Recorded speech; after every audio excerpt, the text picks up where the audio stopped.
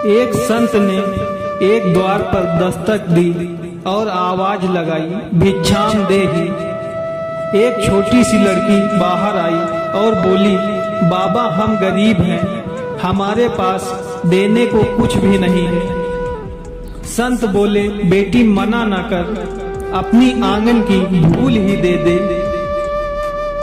लड़की ने एक मुट्ठी धूल उठाई और भिक्षा पात्र में डाल दी।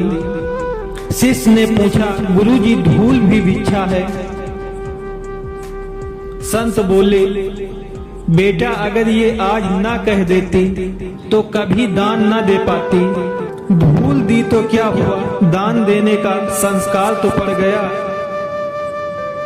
आज धूल दी है तो उसमें दान देने की भावना तो जागी।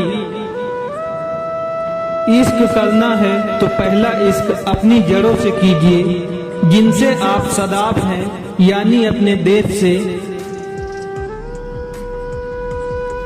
दूसरा उस दरखत से कीजिए जिसकी छांव ने आपको पाला पोसा, यानी अपने परिवार से। और तीसरा अपने आप से। फिर चौथे इश्क इच्छा हो तो उससे कीजिए जिसे आपके तीनों इश्कों से इश्क हो जाए। रोटी पर घी और नाम के आगे जी लगाने से स्वाद और इज्जत दोनों बढ़ जाती है। किसी को स्नेह देना सबसे बड़ा उपहार है और किसी से स्नेह पाना सबसे बड़ा सम्मान है। धन और यौवन पर कभी अहंकार ना करो, ये दोनों ही स्थायी नहीं है। क्योंकि धन तो कभी एक स्थान पर रुकता नहीं। जो आज आपका है वो कल किसी और का होगा। और यौवन तो आज तक किसी के लिए नहीं रुका।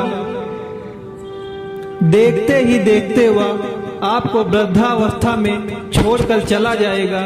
इसीलिए समय रहते अपने धन का सदुपयोग करें, दान धर्म करें और यौवन की ऊर्जा से मानव कल्याण के लिए शुभ कार्य करें। यदि आप किसी के सुख का कारण नहीं बन सकते तो किसी के दुख का कारण भी मत बनिए। क्योंकि दुख भोगने वाला व्यक्ति आगे चलकर सुखी हो सकता है, पर दुख देने वाला व्यक्ति कभी सुखी नहीं होता। लोगों के दिल से निकली हुई आह हमेशा रास्ते में रुकावट ही पैदा करती है। यह हमेशा याद रखना कि कर्म आपकी छाया बनकर हमेशा आपके साथ रहेगा। जीवन की चुनौतियों में यदि सफल होना चाहते हो तो बल के स्थान पर बुद्धि का प्रयोग करो। क्योंकि बल आपको केवल लड़ना सिखाता है, किंतु बुद्धि जीतना सिखाती है। जिस प्रकार दुर्योधन ने वासुदेव कृष्ण से उनकी नारायणी सेना मांगकर बल को चुना और अर्जुन ने स्वयं श्री कृष्ण को मांगकर बुद्धि को चुना, परिणाम सबके सामने है। जब बुद्धि का प्रयोग करके बल को सही दिशा दी जाती है तो जीत अवश्य होती है। हर इंसान के पास इच्छाएं होती हैं, ढेर सारी इच्छाएं। इच्छाओं का होना कोई बुरी बात नहीं है। इच्छाएं ही इंसान को आगे बढ़ने के लिए प्रोत्साहित करती हैं। पर जब इच्छाएं अनंत हो जाती हैं तो वो सुकून को खत्म कर देती हैं। इसीलिए इच्छाएं इंसान के वश में होनी चाहिए, इच्छाओं के वश में इंसान नहीं। धनवान बनने के लिए एक एक कण का संग्रह करना पड़ता है और गुणवान बनने के लिए एक एक क्षण का सदुपयोग करना पड़ता है।